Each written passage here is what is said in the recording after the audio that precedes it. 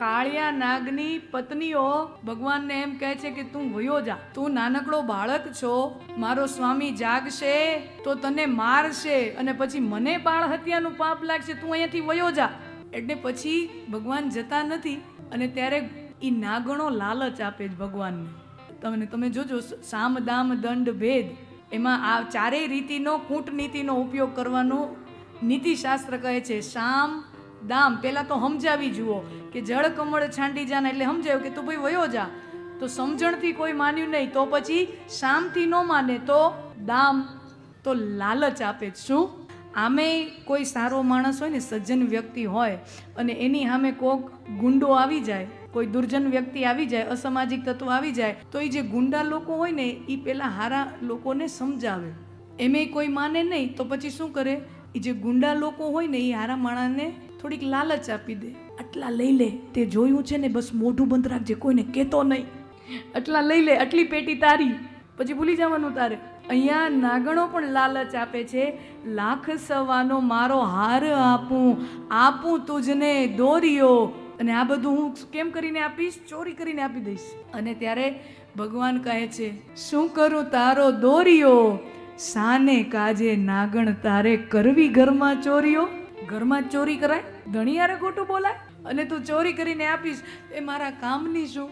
અમ તો વૈજંતી માળા ધારણ કરું, કાળિયા નાગની માળા મારે શું કામ?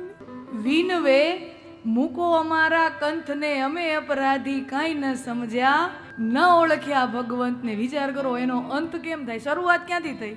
શરૂઆતમાં નરસિંહ મહેતા શું લખે છે, નાગણો શું કહે છે, જળ કમળ છાંડી જાને બાળા, સ્વામી અમારો જાગશે. ત્યારે સ્વામી કોણ છે? નાગ છે. ત્યારે સ્વામી કોણ છે? નાગ છે. પણ ભગવાને જેવો નાથી લીધો પછી સ્વામી કોણ થઈ જાય છે? દુનિયા આવી છે મારા વાલા. બેઉ કર જોડી વિનવે સ્વામી મૂકો અમારા કંથને. ત્યારે સ્વામી કોણ છે? ત્યારે નાગણો સ્વામી કહે છે શ્રી કૃષ્ણને, અમે અપરાધી કાંઈ ન સમજ્યા, ન ઓળખ્યા ભગવંતને, ન ઓળખ્યા ભગવંતને, ન ઓળખ્યા ભગવંતને. અને ઘણી વાર એવું બને છે ભગવાન, મને તો હું આ કથાઓ વાંચતી હોઉં ને, અને ઘણી વખત રાત્રે કોક એવી ફિલ્મ ચડી જાય ને અહીંયા કથાની, ત્યારે મને આમ ઊંઘ ન આવે હો. આમથી આમ પડખા ફર્યા રાખવા, બધા હોઈ ગયા હોય અને મારી અંદર એ ફિલ્મો જ હાયલા રાખે કે ઓલા કંસના પહેરેદારો, જે સિપાહીઓ, જે કારાવાસ મથુરાની જેલના જે સિપાહીઓ હતા, એ કેટલા અભાગ્યા કહેવાય. ભગવાન એની વચ્ચે જન્મ્યા, પરમાત્મા એની વચ્ચે જન્મ્યા અને એની વચ્ચેથી નીકળી ગયા ની અભાગ્યા હુતા રહી ગયા. મને કંઈક વિચારું ને ઊંઘ ન આવે. એ કેટલા અભાગ્યા કહેવાય કે ભગવાન એની વચ્ચે જન્મ્યા, એની વચ્ચેથી નીકળી ગયા અને એ અભાગ્યા સુતા રહી ગયા. એવા અભાગ્યા કાંઈ આપણે તો નહીં હોય ને, કે ભગવાન કદાચ આપણી વચ્ચેથી પસાર થઈ જતો હોય અને આપણે ક્યાંક મૂર્છિત અવસ્થામાં પડ્યા હોય અને ક્યાંક આપણે એવી વ્યર્થની વસ્તુઓમાં, નાની મોટી વસ્તુમાં પડ્યા હોય અને પરમ ચૈતન્ય મારીને તમારી વચ્ચેથી વયું જાય. એવું તો નહીં થતું હોય કે પરમ ચૈતન્ય આપણી વચ્ચેથી વયું જાય.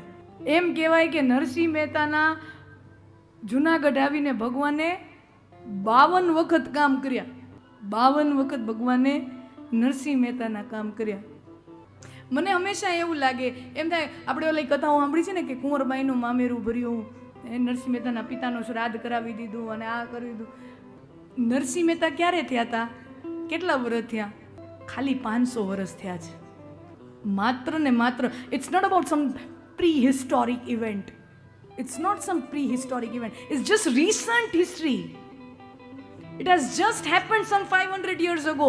અને ઇતિહાસની દ્રષ્ટિએ 500 વર્ષ, 150-200 વર્ષ તો હવે ગાંધીજી જન્મ્યા ને એને ત્યાં સરદાર પટેલ જન્મ્યા છે ને ગાંધીજી જન્મ્યા છે ને એને 200-250 વર્ષ થવા.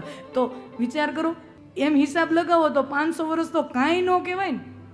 1869માં જન્મ્યા હતા ગાંધીજી. 200 વર્ષ જે એની નજીક થવા આવશે, 250 વર્ષ.